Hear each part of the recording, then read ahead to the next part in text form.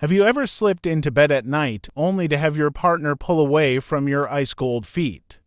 Or maybe you've noticed that no matter how many layers of socks you wear, your toes still feel like they've been stored in a freezer. If you're nodding along, you're not alone. Millions of people, especially those over 50, deal with chronically cold feet every single day. But here's what most people don't realize. Those cold feet might be your body's way of sending you an urgent message. This isn't just about comfort or convenience. Cold feet can be an early warning sign of serious health conditions that, if caught early, can be managed effectively. But if ignored, they could lead to complications that change your life forever. Think about it this way: your feet are the farthest point from your heart. When something goes wrong with your circulation, your blood flow, or your nervous system, your feet are often the first to sound the alarm. They're like the canary in the coal mine of your body's health. Today, we're going to uncover the surprising reasons why your feet might be sending you this chilly message. We'll explore the most common causes, especially those that affect people in their golden years, and more importantly, we'll show you exactly what you can do about it. From poor circulation to nerve damage, from diabetes complications to thyroid issues, we'll cover it all. And the best part, many of these conditions are completely manageable once you know what you're dealing with. So if you've been brushing off those cold feet as just another sign of getting older, it's time to think again. Your body is trying to tell you something important, and today you're going to learn how to listen. Let's dive in and discover what your cold feet are really trying to tell you and how you can bring warmth, comfort, and peace of mind back into your life, one step at a time. Picture this: your heart is like a powerful pump working tirelessly to send warm, oxygen-rich blood throughout your entire body. But what happens when the pipes, your blood vessels, start to narrow or become clogged? Poor circulation is like having a garden hose with kinks in it. The water still flows, but it barely trickles out at the end. And guess which part of your body is at the very end of that hose? Your feet. As we age, our arteries naturally begin to stiffen and narrow. It's a normal part of the aging process, but for some people, it happens faster and more severely than others. High cholesterol acts like sticky deposits on the walls of your blood vessels, creating roadblocks that make it harder for blood to flow freely. Imagine trying to drink a thick milkshake through a straw that's getting smaller and smaller. That's essentially what's happening to your blood flow when plaque builds up in your arteries. Your heart has to work harder and harder to push blood through these narrowed pathways. When blood flow is restricted, your body has to make tough decisions. It prioritizes keeping your vital organs warm and functioning, which means your extremities, your hands and feet, often get left out in the cold, literally. The warning signs of poor circulation go beyond just cold feet. You might notice that your feet look pale or even slightly blue when you're sitting or lying down. Sometimes they feel numb or tingly, like they've fallen asleep but never quite wake up. You might also notice that small cuts or scrapes on your feet take longer to heal than they used to.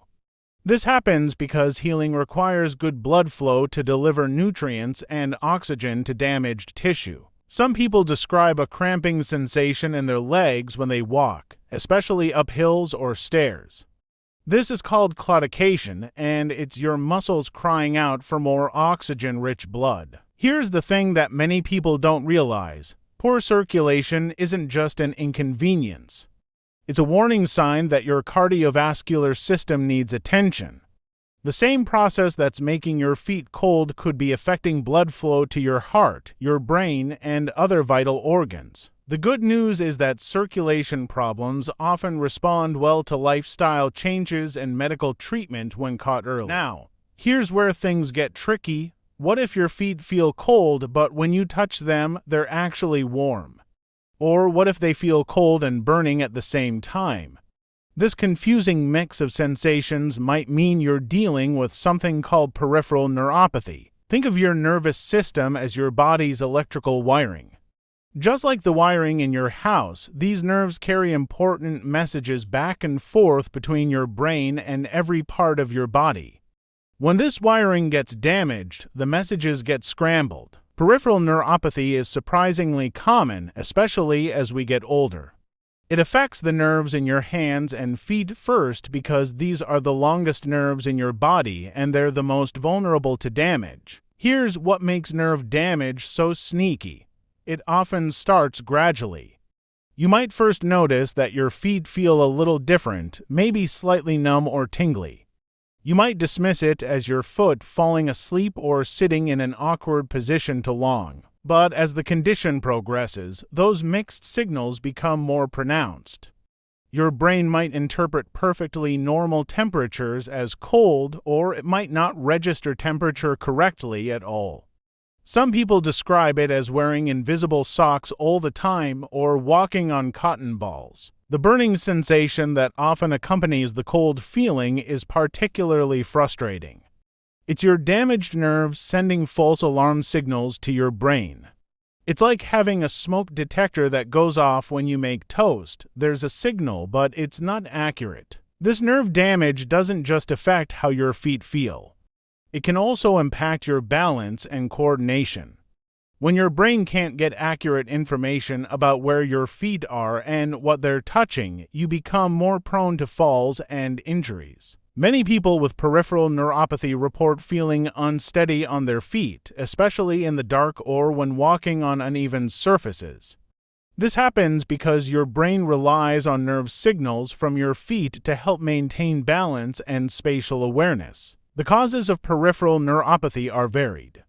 Diabetes is one of the most common culprits, but it can also result from vitamin deficiencies, certain medications, autoimmune conditions, or even excessive alcohol consumption over time. The key thing to understand is that nerve damage, especially in its early stages, is often reversible or at least manageable.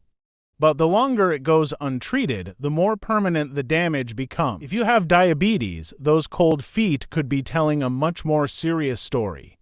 Diabetes doesn't just affect your blood sugar, it's like a slow-motion hurricane that can damage multiple systems in your body, and your feet often bear the brunt of this damage. Here's what happens when your blood sugar levels run high over months and years. That excess glucose acts like tiny pieces of glass flowing through your bloodstream. These sugar crystals damage the delicate lining of your blood vessels and the protective covering of your nerves. It's a double hit that's particularly devastating to your feet. First, the damaged blood vessels can't deliver adequate blood flow, leaving your feet cold and deprived of oxygen and nutrients. Second, the nerve damage creates that confusing mix of sensations we talked about earlier. But here's the scary part: diabetic foot problems can escalate quickly. What starts as cold, numb feet can progress to serious infections, non-healing wounds, and, in severe cases, even amputation. Every year, thousands of people with diabetes lose toes, feet, or legs to complications that started with symptoms they ignored. The numbness that often accompanies diabetic nerve damage creates a dangerous situation. You might step on a nail, develop a blister from ill-fitting shoes, or get a small cut and not even feel it. Without proper sensation, these minor injuries can become major problems before you even realize they exist. Imagine not being able to feel if your bath water is too hot, or not noticing that your shoe is rubbing a blister on your heel. These everyday situations become potential hazards when you have diabetic neuropathy. The good news is that tight blood sugar control can prevent and even reverse some of these complications, especially if caught early. Studies have shown that people who maintain their hemoglobin A1C levels below 7% dramatically reduce their risk of diabetic complications. Daily foot inspections become crucial when you have diabetes. You need to become your feet's detective, looking for any signs of redness, swelling, cuts, or changes in color or temperature. A simple handheld mirror can help you see the bottoms of your feet. Proper footwear becomes a medical necessity, not just a fashion choice. Shoes should fit properly, have adequate cushioning, and be inspected daily for foreign objects or rough spots that could cause injury. Blood sugar management isn't just about preventing high readings on your glucose meter. It's about protecting every blood vessel and nerve in your body, starting with those in your feet. Your thyroid gland might be small, but it's like the thermostat for your entire body. When this butterfly-shaped gland in your neck isn't working properly, it can leave you feeling cold from head to toe, but especially in your hands and feet. Hypothyroidism, or an underactive thyroid, is surprisingly common, especially in women over 50. It's often called the great imitator because its symptoms can mimic so many other conditions. You might feel tired all the time, gain weight despite eating the same amount, feel mentally foggy, or struggle with depression. But one of the most noticeable symptoms is feeling cold when everyone else is comfortable. Your internal furnace simply isn't burning hot enough to keep your entire body warm, and your extremities are the first to feel the chill. Here's how it works. Your thyroid produces hormones that control your metabolism, the rate at which your body burns fuel to create energy and heat.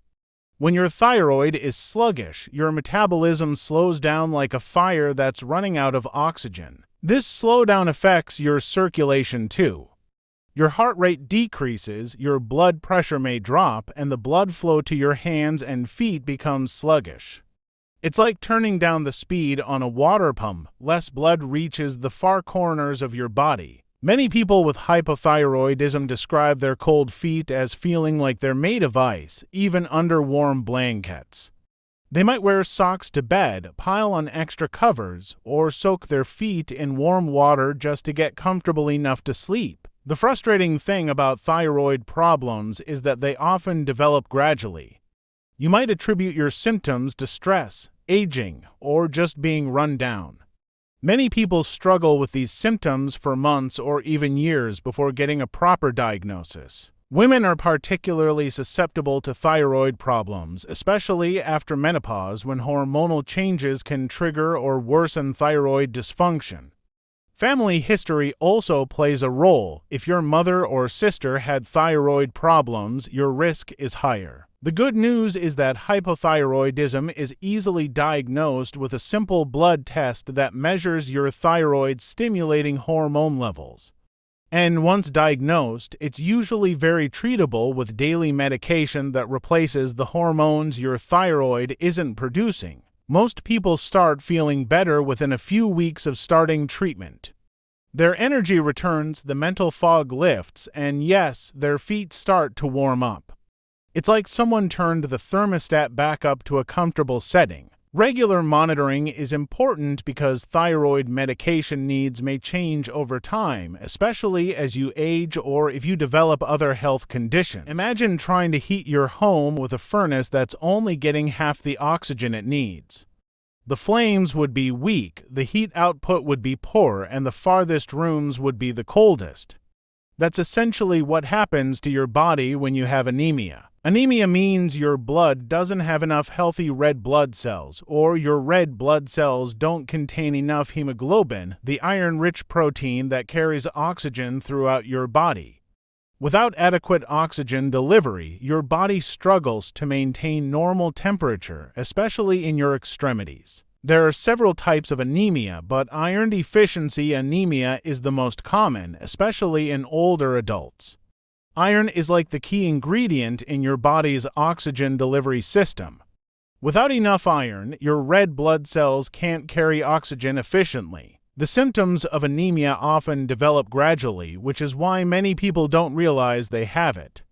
You might feel tired more easily than usual, get short of breath when climbing stairs, or notice that your skin looks paler than normal. And yes, your hands and feet might feel constantly cold. Women are particularly susceptible to iron deficiency anemia, especially if they have heavy menstrual periods or have had multiple pregnancies. But men and postmenopausal women can develop it too, often due to slow, chronic bleeding from conditions like ulcers or colon polyps. Here's something many people don't know. Your body is very good at hiding anemia in its early stages. It will rob iron from less critical areas to keep vital organs functioning. By the time you start feeling symptoms, your iron stores may be severely depleted. The cold feet associated with anemia are often accompanied by other telltale signs.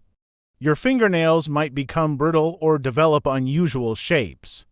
You might crave ice or other non-food items like starch or cornstarch, a condition called pica that's strongly associated with iron deficiency. Restless legs syndrome, that uncomfortable urge to move your legs especially at night, is also linked to iron deficiency.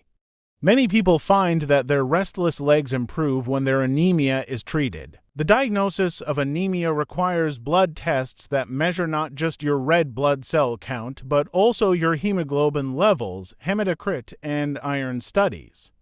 Sometimes additional tests are needed to determine the underlying cause of the anemia. Treatment depends on the type and cause of anemia. Iron deficiency anemia often responds well to iron supplements, but it's important to take them correctly. Iron is best absorbed on an empty stomach with vitamin C, but it can cause stomach upset, so timing and dosage matter. Dietary changes can also help. Iron-rich foods include red meat, poultry, fish, beans, spinach, and fortified cereals. But here's the catch: not all iron is created equal. The iron in meat is more easily absorbed than the iron in plants. If you're a smoker dealing with cold feet, here's a wake-up call. Every cigarette you light is like putting a tourniquet around your blood vessels. Smoking doesn't just harm your lungs and heart, it's systematically destroying your circulation, starting with the smallest blood vessels in your hands and feet. Nicotine is a powerful vasoconstrictor, which means it causes your blood vessels to narrow and tighten. Picture trying to water your garden through a hose that someone is squeezing. That's what nicotine does to your circulation.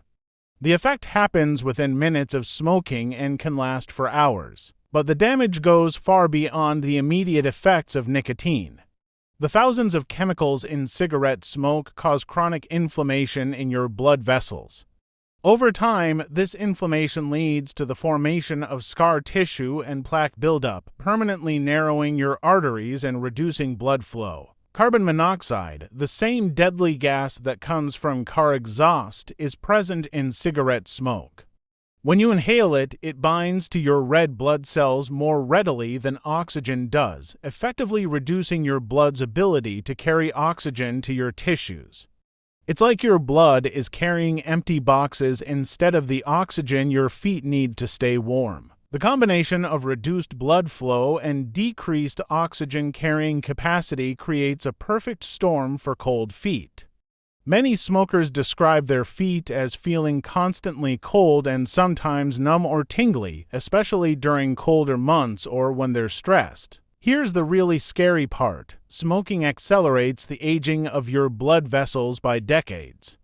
A 40-year-old smoker might have the circulation of a 60-year-old non-smoker.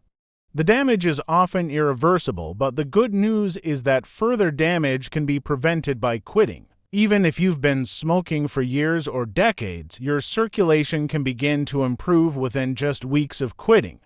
The immediate vasoconstricting effects of nicotine wear off, allowing your blood vessels to relax and open up more fully. Within a year of quitting, your risk of heart disease drops by half.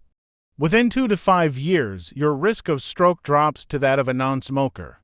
While some of the structural damage to your blood vessels may be permanent, your body has an amazing ability to develop new pathways for blood flow, a process called collateral circulation. Many former smokers report that their cold feet and hands begin to improve within the first few months of quitting. It's like someone gradually turned up the heat in their extremities. The challenge, of course, is that quitting smoking is incredibly difficult. Nicotine is highly addictive and the withdrawal symptoms can be intense. But there are more resources available now than ever before. From nicotine replacement therapies to prescription medications to counseling and support groups. You might be surprised to learn that some of the medications designed to help your health could be contributing to your cold feet. It's one of those unfortunate side effects that many people don't connect to their prescriptions, but understanding this connection could help you and your doctor find solutions. Beta blockers are among the most common culprits. These medications are frequently prescribed for high blood pressure, heart rhythm problems, and even anxiety. They work by blocking the effects of adrenaline on your heart and blood vessels, which slows your heart rate and reduces blood pressure. But here's the catch: beta blockers don't just affect your heart, they also reduce blood flow to your extremities. It's like having a traffic controller who slows down all the cars, including the ones trying to get to the outer neighborhoods of your circulatory system. Many people taking beta blockers notice that their hands and feet feel colder than they used to, especially during winter months or in air-conditioned environments. Some describe it as feeling like their circulation has been turned down a notch. Antidepressants, particularly certain types called tricyclics and some SSRIs, can also affect your body's temperature regulation. These medications can alter your metabolism and affect your body's ability to maintain normal temperature, leaving you feeling chilly overall. Blood pressure medications beyond beta blockers can also contribute to cold extremities. ACE inhibitors and calcium channel blockers, while generally well tolerated, can sometimes reduce blood flow to hands and feet as a side effect of lowering blood pressure. Sedatives and sleep medications can slow down your overall metabolism, which can affect your body's heat production. Some people notice that they feel colder overall when taking these medications, especially in their hands and feet. Even some over-the-counter medications can contribute to circulation problems. Decongestants containing pseudoephedrine can cause blood vessels to constrict, potentially worsening cold hands and feet in some people. Here's what's important to understand: just because a medication might be contributing to your cold feet doesn't mean you should stop taking it. Many of these medications are prescribed for serious health conditions, and the benefits often far outweigh the side effects. Instead, this knowledge gives you power. When you talk to your doctor about your cold feet, make sure to bring a complete list of all your medications, including over-the-counter drugs and supplements. Sometimes there are alternative medications that might be less likely to cause circulation problems. Now that we've explored the various causes of cold feet, let's focus on what you can actually do about it. The good news is that there are many practical, effective strategies you can start using today to improve circulation and bring warmth back to your feet. First, let's talk about the power of movement. Your muscles are like secondary hearts, pumping blood back toward your main heart every time they contract. When you're sedentary for long periods, blood can pool in your lower extremities, making your feet feel colder. Simple ankle exercises can work wonders. Try ankle circles, flexing and pointing your toes, or just wiggling your feet while you're sitting. Do this several times throughout the day, especially if you spend a lot of time at a desk or watching television. Walking is one of the best things you can do for your circulation. You don't need to run marathons or climb mountains. Even a gentle 10 to 15-minute walk after meals can significantly improve blood flow to your feet. If weather or mobility issues make outdoor walking difficult, try walking in place or marching while holding onto a sturdy chair. Elevation can be your friend. When you're sitting or lying down, try to elevate your feet slightly above the level of your heart. This helps gravity assist the blood flow back toward your heart and can reduce pooling in your feet. Heat therapy can provide both immediate relief and long-term benefits. Warm foot soaks are wonderful, but be careful about water temperature, especially if you have diabetes or nerve damage that might prevent you from feeling if the water is too hot. Test water temperature with your hand or a thermometer. Consider adding Epsom salts to your foot soaks. The magnesium in Epsom salts can help relax blood vessels and improve circulation. Soak for 15 to 20 minutes, then dry your feet thoroughly and apply a good moisturizer. Massage is another powerful tool. You don't need a professional massage therapist. You can do simple foot massage yourself or ask a family member to help. Use gentle, upward strokes from your toes toward your ankles to encourage blood flow back toward your heart. Your choice of socks and shoes matters more than you might think. Look for socks made from moisture-wicking materials like merino wool or synthetic blends. Avoid cotton socks, which can retain moisture and actually make your feet feel colder when wet. Compression socks can be helpful for some people. especially if you have circulation problems. But check with your doctor first, as compression socks aren't appropriate for everyone. Your diet can also play a role in circulation. Foods rich in omega-3 fatty acids like salmon, walnuts, and flax seeds can help improve blood flow. Spicy foods containing capsaicin, like cayenne pepper, can temporarily boost circulation. While many cases of cold feet can be managed with lifestyle changes, there are important warning signs that shouldn't be ignored. Knowing when to seek professional help could prevent minor issues from becoming major health problems. See your doctor promptly if your cold feet are accompanied by changes in color. If your feet turn white, blue, or gray, especially when cold, this could indicate serious circulation problems that need immediate medical attention. This is particularly concerning if the color changes are accompanied by pain or numbness. Persistent numbness or tingling in your feet, especially if it's getting worse over time, warrants medical evaluation. This could indicate nerve damage that, if caught early, might be treatable or at least preventable from progressing further. If you have diabetes and experience cold feet along with any cuts, sores, or wounds that aren't healing properly, don't wait. Diabetic foot complications can escalate quickly, and early intervention is crucial for preventing serious complications. Pain that accompanies cold feet, especially pain that worsens with walking or exercise, could indicate peripheral artery disease. This condition affects millions of people and significantly increases the risk of heart attack and stroke if left untreated. Swelling in your feet or legs along with coldness could indicate heart problems, kidney issues, or blood clots.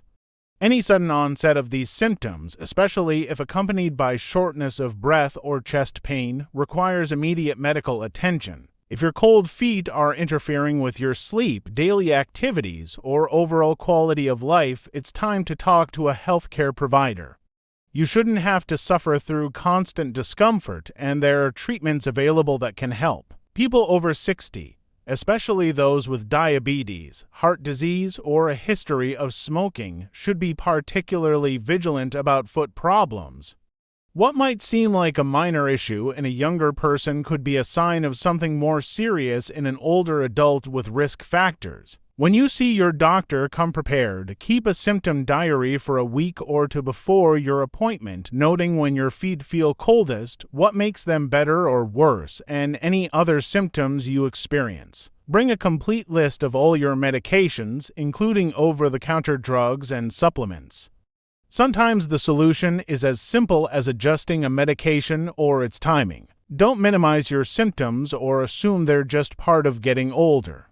Your feet are trying to tell you something important about your health, and you deserve to have those concerns taken seriously. Remember, early intervention is almost always more effective and less expensive than waiting until a condition becomes severe. Your feet have carried you through life. Now it's time to take care of them with the attention and respect they deserve.